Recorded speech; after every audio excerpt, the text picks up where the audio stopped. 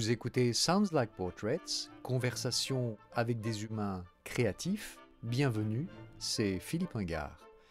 N'oubliez pas de vous abonner sur iTunes, Spotify, Stitcher ou Google Podcast. Sounds Like Portraits est également disponible sur frenchmorning.com. Et si vous aimez ce podcast, n'oubliez pas de laisser vos 5 étoiles sur iTunes et à mettre votre commentaire. Merci. Cette semaine, j'ai rencontré Henri Dougier, le créateur des éditions Autrement, qui a publié près de 40 collections et plus de 2500 titres. Derrière ce nom, Autrement, il y a le désir de changer. Avant de se lancer dans l'édition, Henri a travaillé pour la multinationale Shell. Pour devenir éditeur, il a dû quitter une carrière toute tracée pour trouver la créativité qui lui correspondait. Comme éditeur, Henri a toujours cherché à satisfaire avant tout ses propres goûts de lecteur. « Je réponds à mon offre intérieure », aime-t-il souvent dire. Et lorsque son enthousiasme rencontre l'intérêt d'autres lecteurs, lorsque son rêve est partagé, alors il est heureux et il se met immédiatement à rêver à un autre enthousiasme à partager. Rêver et agir, telle est sa devise. Depuis 2014, il a créé les ateliers Henri Dougier pour continuer son grand rêve. Comment faire de sa passion un métier? C'est la question de la semaine. Écoutez sa réponse, mais pour commencer, il m'a parlé de ce que toute sa vie, il a toujours cherché. Toute ma vie, j'ai toujours cherché des fragments de beauté. Et chaque fois, j'essaie dans une journée d'avoir quelque chose qui va m'interpeller, mais doucement. Mais c'est des petits morceaux. Et je me dis, on ne va pas transformer le monde, on peut le faire par des petites choses, un pas plus un autre. Voilà. Pour un exemple, je vais à Nantes et devant la gare, il y a le jardin botanique. Et puis tout d'un coup, j'entends des voix, des rires, mais de gamins de 2 ans, tu vois, des rires comme ça, un espèce de rire très, très cristallin. Je me dis, tiens, où sont-ils? Je regarde partout. Et c'était un enregistrement dans un arbre où tu avais enregistré des voix de gamins qui riaient entre eux, qui se chatouillaient, que sais-je. C'était génial. De quel genre d'ambition étais-tu animé avant de devenir éditeur? Parce que tu as eu un parcours complètement différent avant. Alors, bonne question et question piège, parce que j'avais qu'une envie quand j'étais gamin. J'étais très mauvais en maths. J'étais plutôt bon en français ou en philo, au niveau du secondaire. Et j'avais envie, au fond, de faire Sciences Po. J'avais assez envie de faire du journalisme. Bon, bref, c'était un peu ma... Et c'est mon père qui m'a dissuadé. Il avait fait HEC.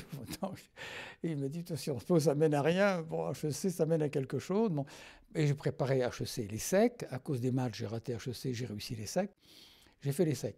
Et après, il y avait des grandes boîtes, la Shell, Oil, à Londres. Et puis après, c'était le groupe Savon-Schreiber, Jean-Louis, l'expansion, tout ça. Bon, tout ça, un jour, je me suis dit, mais est-ce que je suis un youpi, jeune cadre dynamique sans doute, mais jeune cadre quand même, assez bourgeois, assez classique? Est-ce que c'est moi ou c'est une partie de moi? Et j'avais pas perdu, mais j'avais consacré quand même beaucoup de temps, presque 10 ans, à une carrière, on peut dire, ou un embryon de carrière, où il y avait à la clé peut-être une progression typique de carrière dans une grande entreprise internationale, avec ce qu'on te promet comme responsabilité et autres. Bon. Mais j'y croyais à moitié, parce que je me connaissais, j'étais j'ai toujours été un peu un loup solitaire. Bon, je le suis toujours. J'ai été toujours très solitaire, pas très groupe, pas très collectif, pas très Pas très hiérarchie non plus. Pas du tout hiérarchie. Je suis un peu désobéissant, en gros. Bon, je suis assez désobéissant. Et ce n'est qu'en effet très tardivement, et quand je regarde mon âge, j'avais 39 ans, quand tout d'un coup je me suis dit, mais tout ça ne me correspond pas, en partie. L'argent ne m'intéresse pas vraiment. Bon, oui, il en faut, mais je veux dire, c'est pas un but. Le pouvoir non plus. Je déteste le mot pouvoir. C'est tout ce qui est hiérarchie, tout ce qui est volonté de puissance, tout ce qui est politique, souvent, au moins dans les institutions. Et je trouve ça terrifiant, parce que c'est des trajectoires de manipulation, d'autosatisfaction, d'égocentrisme, plus souvent qu'autre chose. Et là, je me suis dit, non, j'ai envie de me retrouver, moi, comme un enfant, parce que l'enfance revient très souvent quand même dans ma vie et dans ce que je fais, comme avec une certaine naïveté en fin de compte, de dire j'ai assez envie de découvrir la vie, par l'intermédiaire d'auteurs et de livres, qui est une manière comme une autre, bon, parce que je ne suis pas un créateur, je ne peins pas, je n'écris pas vraiment. Bon. C'est un regret de ne pas être écrivain, par exemple? Alors, je ne l'ai jamais regretté, je regrette maintenant, à mon âge maintenant, bon, tu vois, 83, je vais sur les 84, ça commence à faire beaucoup, et je me dis, tiens, c'est dommage que je n'ai pas dans mes... Bon, voilà, peut-être je manque d'assurance. Et puis, à force de faire appel à des gens de talent, oui, j'hésite. Je me sens un passeur, en gros. Tu vois, un passeur d'idées, passeur d'émotions, en essayant de les partager avec pas mal de monde, mais sans du tout vouloir jouer un rôle, ni même une carrière. Tu vois, le mot carrière, ça ne m'intéresse pas. C'est une trajectoire, tant mieux. Une carrière, non. Tu es un passeur, mais je voudrais qu'on revienne sur le fait que tu t'es donné la chance à toi-même de passer du côté de la vie qui te correspond. Et par conséquent, tu as osé sortir de ta zone de confort professionnel. Comment tu l'as vécu, ça, quand tu étais au milieu du gué, quand tu as dû affronter des risques, des problèmes financiers, j'imagine, parce que l'indépendance coûte cher. Alors, il y a une date précise, en gros. 68 m'a marqué, bien sûr, parce qu'en 68, j'étais où? J'étais à La Chelle, et j'étais chargé à La Chelle, Paris, entre autres, de surveiller un peu toutes les stations-service, celles qui fermaient, celles qui ouvraient, etc. Bon. Et je me dis, mais attends, je deviens fou maintenant. Je suis du côté du Manche, et je vois devant moi un mouvement populaire, un mouvement de jeunes, avec des cris, avec des slogans, avec une ambiance incroyable, qui me touche, mais je suis du mauvais côté de la barrière, c'est pas possible. Bon, 68. Et je quitte La Chelle en 68, ça c'est en mai, pour rentrer dans le groupe Savon-Schreiber, pour faire une revue qui s'appelait Le Management. Décidément, j'étais pas loin non plus de mon circuit de base. Mais en 73, je quitte tout ça, je quitte le groupe Expansion, Jean-Louis, et je lui dis, voilà, je m'en vais, je ne sais pas encore ce que je vais faire, mais j'arrête, parce que il faut que j'arrête, il faut bien que je prenne la décision. Je me mets au chômage. Donc tu pars sans savoir où tu vas atterrir. Sans savoir. Je me mets au chômage. Et alors à l'époque, c'est ça qui est marrant, je me dis à l'époque, je ne me posais pas, je ne suis pas fortuné, je n'ai pas un héritage de famille bourgeoise, mais il n'y a pas d'héritage gros, mon mariage non plus, donc il n'y avait pas vraiment d'argent. Bon, je ne me suis jamais posé la question de la survie financière, parce que j'avais ce qu'il fallait pour vivre normalement, sans excès. Et pour lancer autrement, parce que je trouve le mot à ce moment-là, qui me correspondait bien, je me dis, il faut que je trouve un peu d'argent, et je fais un tour de piste d'une dizaine de copains, qui étaient un peu partout, dont un que j'aime beaucoup, s'appelait Godino, et lui et d'autres. Bon, d'autres, on dit, bon, on va mettre 500, l'euro n'existait pas, mais mettons que l'équivalent de 500 euros ou 1000 euros, bon, pour arriver à c'était peut-être 10 000 ou 20 000 euros. Bon. C'est quand même une somme qui permettait de faire un premier bouquin. Après, on a fait un deuxième, un troisième. Alors, c'est ça qui est marrant, c'était que j'étais tout seul avec une assistante ou une secrétaire, avec tout ça des frais minimaux, je ne me payais pas, bien entendu, et je fais un premier bouquin, je crois que le premier, c'était sur Jeunesse en rupture. Je crois que c'est celui-là. C'est le premier numéro. C'est le premier numéro. Et qui racontait tous les comportements en rupture, beaucoup plus que moi, de gens qui allaient à Katmandou, qui faisaient des tas de choses, parfait. Et on voit que le numéro 1 marche, le numéro 2 était, je crois, sur la famille, puis il y avait ensuite l'Église, enfin, des gros sujets. Et la formule était de dire, bon, alors ça me ressemblait assez, de dire, on ne va pas faire appel aux gens titrés, en gros, aux grands, aux philosophes, aux sociologues, oui, bien sûr, mais on va faire appel aussi à des gens, des autodidactes, des gens qui ont des choses à dire sur ces sujets-là. Donner la parole à ceux qui n'en ont pas, finalement. Et c'était absolument... Enfin, c'était différent de ce qui se faisait ailleurs, c'était collectif, il y avait toujours un collectif, il y avait un meneur de jeu. Alors, on discutait ensemble du scénario, il y avait toujours entre 10 et 15 interventions, et il y avait des gens très inattendus.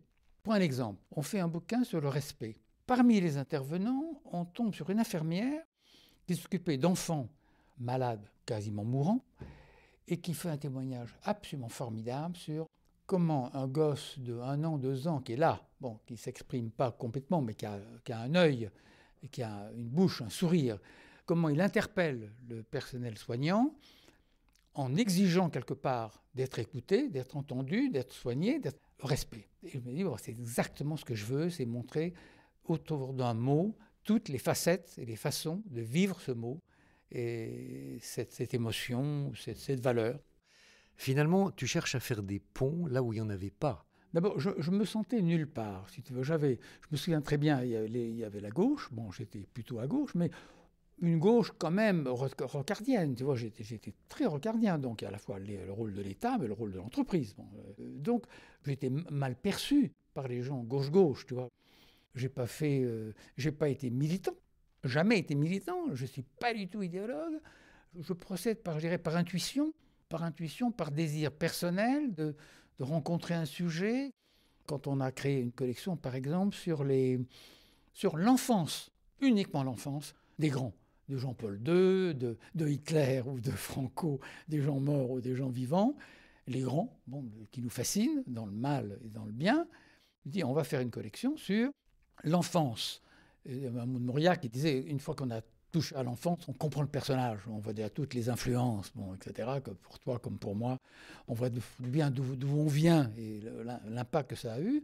Donc cette collection s'appelait Naissance d'un destin, et c'était uniquement une période très précise. C'est une collection qui n'existait pas. À chaque fois, il y avait un tissu d'émotions fort, et surtout je n'imitais personne.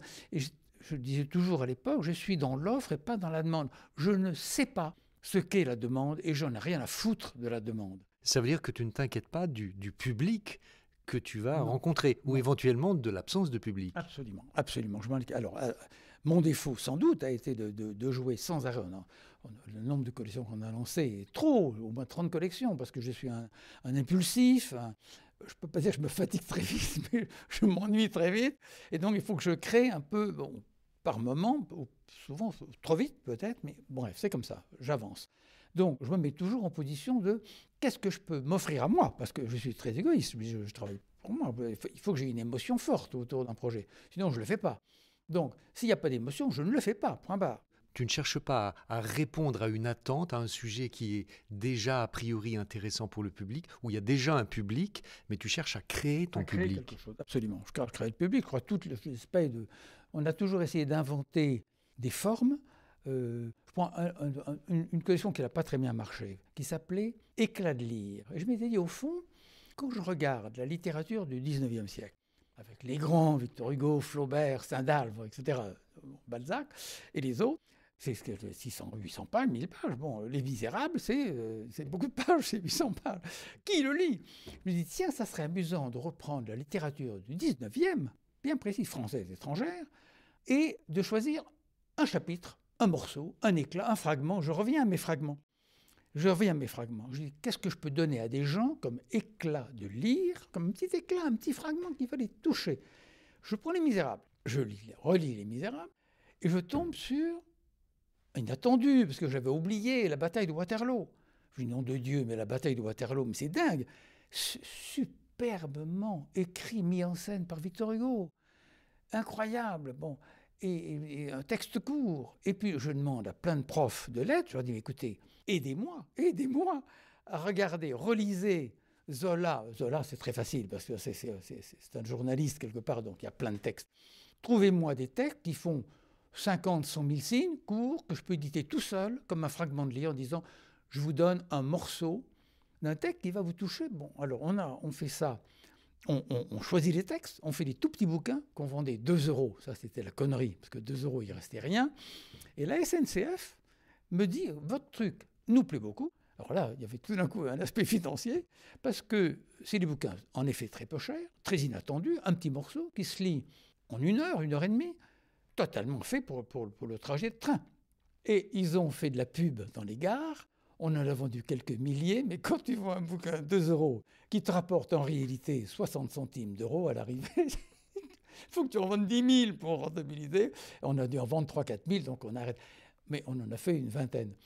Tu vois, c'est typique ça, le désir de proposer quelque chose qui me plaît évidemment, parce que je le lis moi aussi bien sûr, et en me disant tiens, là, il y a une forme différente.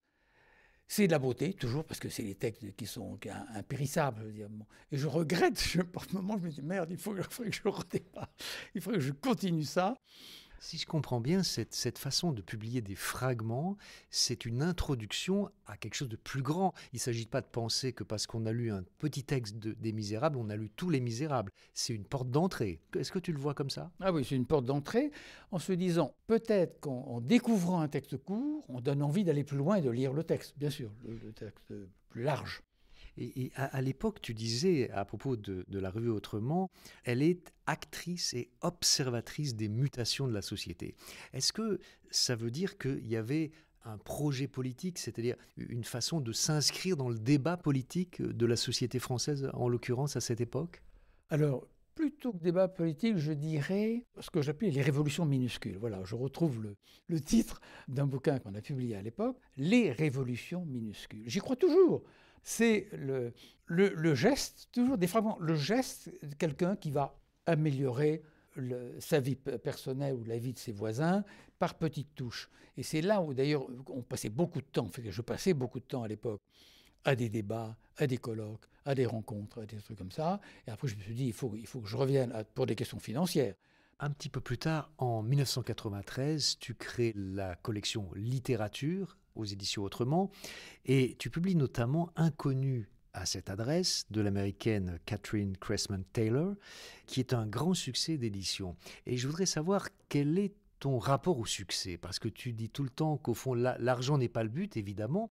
Quel est ton rapport au succès? Alors, pour ce cas précis, qui est un cas marrant, parce que ce livre m'est envoyé par une traductrice qui me dit, voilà, j'ai trouvé ce petit livre, tout petit livre, aux États-Unis, en anglais, publié par une maison d'édition de Minneapolis, Address Unknown, très bien.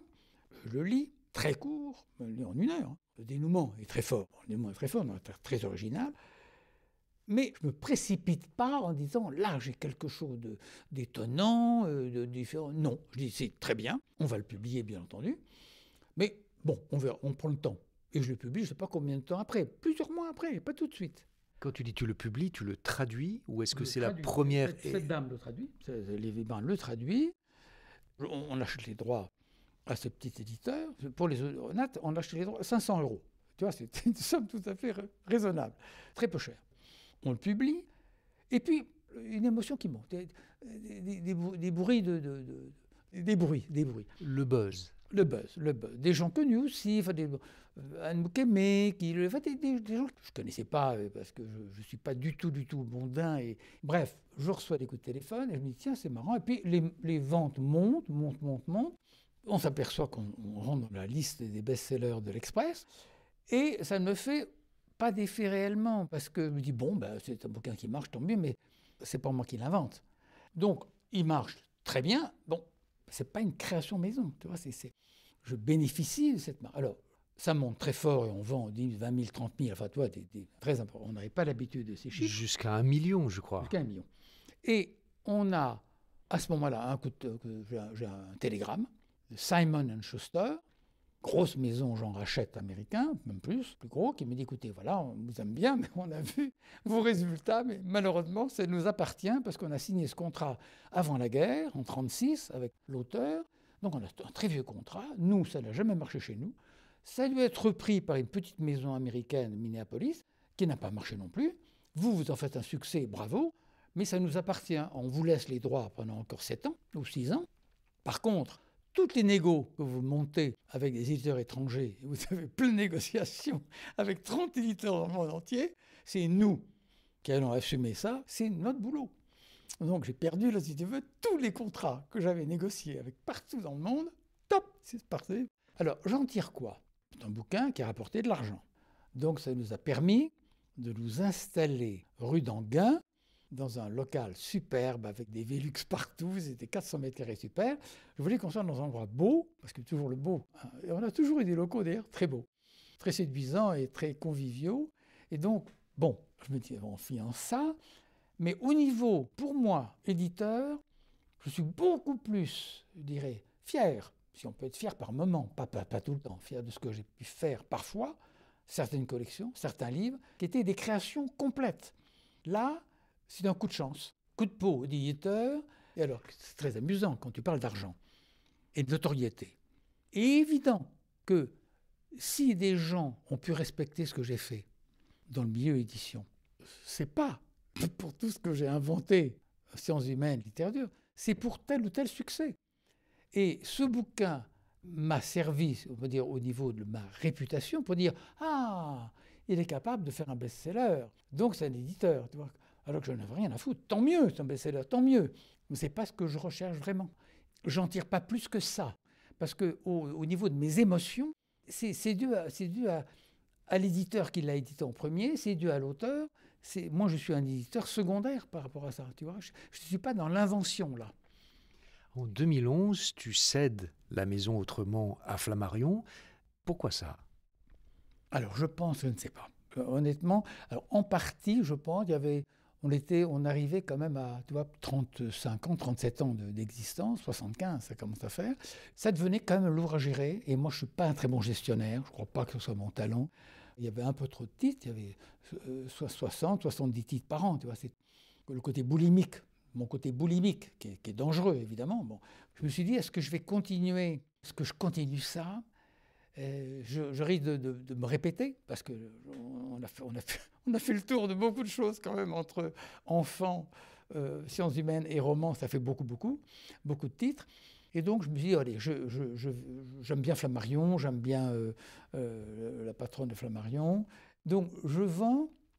Après, je me suis posé la question. Après, je m'étais dit, justement, quand tu dis quels sont les talents, je dis, je n'en ai pas beaucoup, parce que n'étant pas ni écrivain ni peintre, je n'ai pas d'autonomie, si tu veux. Bon. Donc, je crée avec d'autres, ou par l'intermédiaire d'autres. Puis je me dis, je vais recréer quelque chose un peu différent. Je ne vais pas répéter autrement, mais ça ne sera quand même pas totalement différent. Je peux utiliser une partie de l'argent que m'a donné Flammarion pour ça. Je peux perdre un peu d'argent. Bon, je suis forcé d'investir pendant 4-5 ans pour payer les déficits d'une petite maison, parce que ça, il faut payer le loyer, il faut payer, même si l'équipe est minuscule. Et donc, je recrée, j'appelle ça de mon nom, Atelier Henri Dougier. Atelier, pourquoi? Parce que on fait un truc à la fois modeste et quand même charnel, un peu concret, un peu charnel. Pas de la prise de tête de bouquin seulement. Quelle est la différence, au fond? Est-ce que tu n'es pas en train de refaire en plus petit ce qu'étaient à l'époque les éditions Autrement? Un peu, je pense, oui, un peu, je pense. Alors, peut-être, attends, je réfléchis, mais alors, une collection qui est peut-être un peu différente, c'est celle qu'on vient de sortir, Une vie, une voix. Elle est venue un peu par hasard, parce que j'aime bien les hasards comme ça. C'est celle que je reçois, tu sais, à peu près 3 textes par jour, que je regarde tout de suite, et je réponds tout de suite. La petite politesse d'Autrement, c'est qu'on répond tout de suite. Ça, je ne supporte pas les gens qui ne répondent pas. On ne me répond pas souvent à moi, mais tant pis pour moi. Et donc là, je tombe sur un texte, un garçon sociologue qui interroge depuis longtemps une ouvrière inconnue au bataillon près de Cholet, en Vendée, ouvrière de la chaussure, communiste mais catholique, et qui raconte sa vie. Et je dis, ce texte est très bien fait, parce qu'on entend un peu sa voix à lui, mais surtout sa voix à elle, dans son jus. Tu donnes la voix à ceux qui ont des choses à dire. Ça ne te donne pas envie de faire des livres audio, justement? Alors, c'est une question qu'on se pose, absolument, exact. On se pose. Alors, est-ce qu'on peut le faire, nous? Pour l'instant, faire un livre, comme tu le sais, c'est pas très cher, faire un livre. Bon, donc, on peut y arriver, même si les ventes sont des ventes, soyons modestes, c'est des ventes modestes. Donc, on équilibre... C'est-à-dire quelques milliers? Pas quelques milliers.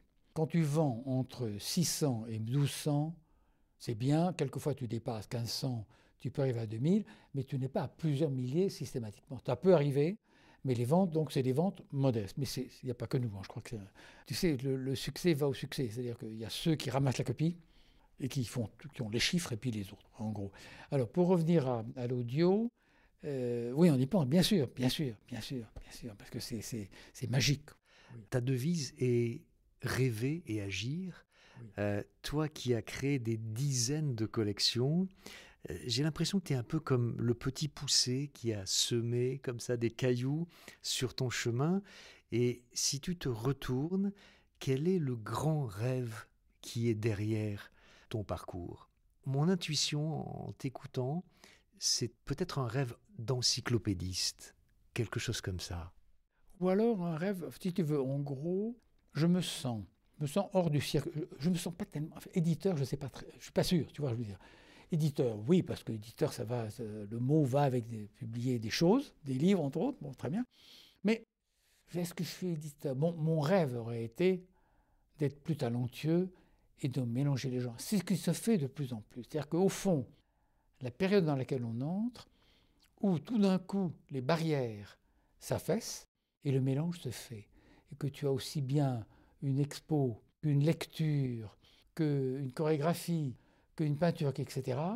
Et c'est mon rêve actuellement, tu vois, c'est de dire, mais est-ce que je pourrais arriver à partager tous mes goûts, mes pulsions d'enfant, parce que je me sens complètement, tu vois, je me sens naïf, assez naïf. Oui, comme un enfant qui découvre les choses. Je rêverais d'être multifacette et de dire avec les bouquins que l'on fait, est-ce qu'on pourrait les accompagner de quelque chose d'autre? Ton intuition est tout à fait bonne sur l'audio, c'est de dire, est-ce que je peux arriver à faire autre chose que du papier? Mon rêve serait d'être, plus qu'une encyclopédie, je dirais une offre multifacette. D'avoir aussi bien, tu vois, une chorégraphie de 5 minutes à partir d'un bouquin, il se passe quelque chose de concret, de charnel, tu vois, est-ce que ça charnel, et qu'il n'y a pas que la lecture. Mon rêve, c'est ça, je crois, accompagner le livre avec autre chose. D'où le rêve. Et l'action, c'est quand même dire à tous ces gens que je peux rencontrer, chercher toujours le fragment, chercher dans la journée un petit truc qui va vous éveiller ou vous réveiller, et donnez-le à d'autres, partagez. Si je peux servir qu'à ça, je n'ai pas un rôle de plus que ça, tu vois. Mais je pense que quand même c'est la beauté, enfin, c'est la traversée de mon truc, je crois, c'est quand même le beau. Le beau dans les sentiments, le beau dans tout, tu vois, tout ce qui est synonyme de beau, qui nous réenchante. Je vais sortir de la pièce, s'il te plaît, prends le micro et ajoute ce que tu souhaites à l'entretien. Alors, comment peut-on en effet avoir l'ambition de parler en même temps à tout le monde, à tous les niveaux sociaux, à tous les âges, ce que je ressens en moi, ce côté toujours en quête de quelque chose, ce côté insatisfait et curieux en même temps, ce côté de l'enfant qui regarde le monde et qui se dit, tiens, je vais jouer un peu avec ce monde. Donc il y a un côté jeu.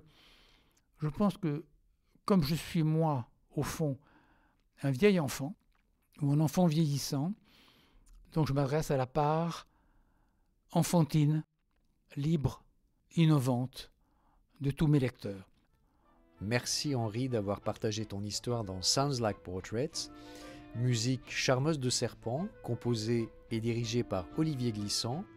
N'oubliez pas de vous abonner sur iTunes, Spotify, Stitcher ou Google Podcast et de visiter le site de soundslikeportraits.com. C'était Philippe Ingard, à bientôt.